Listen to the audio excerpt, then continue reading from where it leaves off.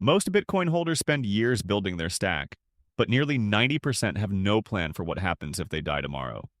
Your family would be locked out forever, not because of some complex legal issue, but because you never documented a simple handover protocol. And here's what nobody tells you. Many estate lawyers don't understand seed phrases. They're going to charge you thousands to create documents that won't actually help your spouse access your cold storage. By the end of this video, you'll have a complete inheritance framework. Simple enough to write this week, specific enough that your family can execute it without you. No probate delays, no lawyer fees, no confusion. Just a clear protocol that works.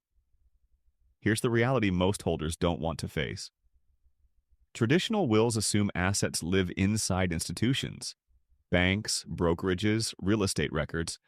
The legal system knows how to transfer those because there's always a third party who can verify ownership and hand over access. Bitcoin breaks that model completely. Your private keys exist outside any institution. No company can reset your password. No court order can unlock your hardware wallet. Traditional estate documents often fall short for your actual Bitcoin holdings without specific additions. Most people respond by doing nothing, which guarantees their family loses everything. Or they overshare, writing down seed phrases in their will, which exposes them to theft by anyone who reads that document. Lawyers, executors, clerks, anyone in the probate process. You think you're protecting your family, but you just created a security nightmare. The smart approach sits between these extremes. You need a system where critical information exists, documented and accessible, but separated enough that no single document or person becomes a point of failure. That's what we're building today. Think of your inheritance plan as 3 separate layers, each one revealing the next, but never exposing everything at once. Layer 1 is your master inheritance letter. This lives with your traditional will or in a safe deposit box. It contains 0 sensitive information. No seeds, no passwords, no wallet addresses. Instead, it's a roadmap. It tells your executor or spouse that you hold Bitcoin, approximately how much, and exactly where to find Layer 2. It names your key person, the one individual you trust to guide them through the technical process. Layer 2 is your technical protocol document. This lives in a secure location referenced in Layer 1. Here's where you get specific. You list each storage method: hardware wallet, multisig setup, exchange accounts.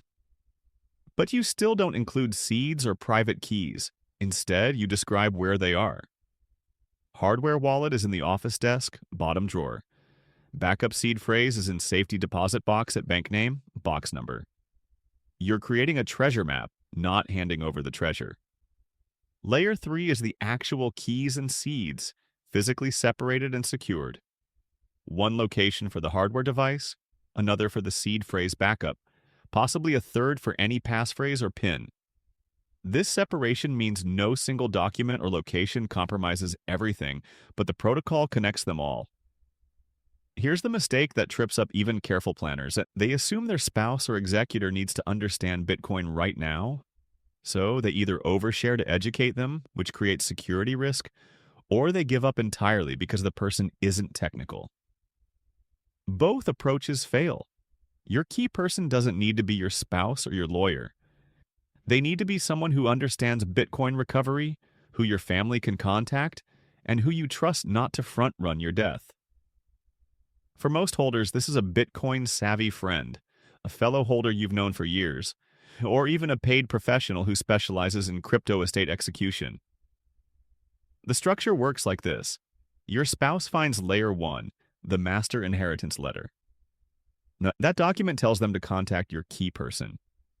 Your key person already knows they have this role you told them years ago, but they have 0 access to your funds while you're alive. When your family makes contact, the key person guides them through Layer 2 and Layer 3. They help them locate the hardware wallet, understand how to access the seed phrase, and execute the recovery process. They're a translator, not a key holder. You document your key person's contact information in multiple places. In your master inheritance letter, yes, but also in a sealed note with your accountant. Redundancy without exposure. Most people hear dead man's switch and think it requires complex software. It doesn't. The simplest version is a scheduled email service that requires you to confirm you're alive every 6 months. If you don't respond, it automatically sends your Layer 2 protocol to your designated recipient. You can set this up in under an hour. Services exist specifically for this. You write the email now, containing your technical protocol document, and you schedule it to send to your spouse in 6 months. Every 6 months, the service emails you a reminder. You click confirm, and the timer resets. If you die, you don't confirm, and the email delivers automatically. This creates a fail-safe for the worst-case scenario: sudden death with no warning. The scheduled email arrives, they open it, they follow the protocol. The more sophisticated version involves splitting information across multiple scheduled messages. One email reveals the location of your hardware wallet, another reveals the contact info for your key person. A third provides the safety deposit box number. No single interception compromises everything, but together they reconstruct the full map. You don't need the complex version today. Start with one scheduled email containing your basic protocol. What matters is that the system exists. Here's what separates a usable inheritance plan from a useless one: specificity. Vague instructions fail under stress. Your family will be grieving, possibly panicking about finances, definitely not thinking clearly. They need step-by-step clarity, written for someone with zero Bitcoin knowledge. Your technical protocol document should read like a manual. Step 1. Locate the hardware wallet in the office desk, bottom drawer, black ledger device. Step 2. Contact key person, name and phone number listed below. Step 3. Retrieve backup seed phrase from safety deposit box, bank address and box number listed below. Key is in the kitchen junk drawer. Step 4. Follow key person's guidance to restore wallet using seed phrase. Notice the level of detail, not get the hardware wallet, but exactly where, what it looks like, what brand. Not contact someone who knows crypto, but a specific name and number. This is how you remove friction and prevent failure. And here's the psychological insight: your family needs permission to act. Many widows hesitate because they feel like they're overstepping, or they're scared of making an irreversible mistake. Your protocol should explicitly authorize them.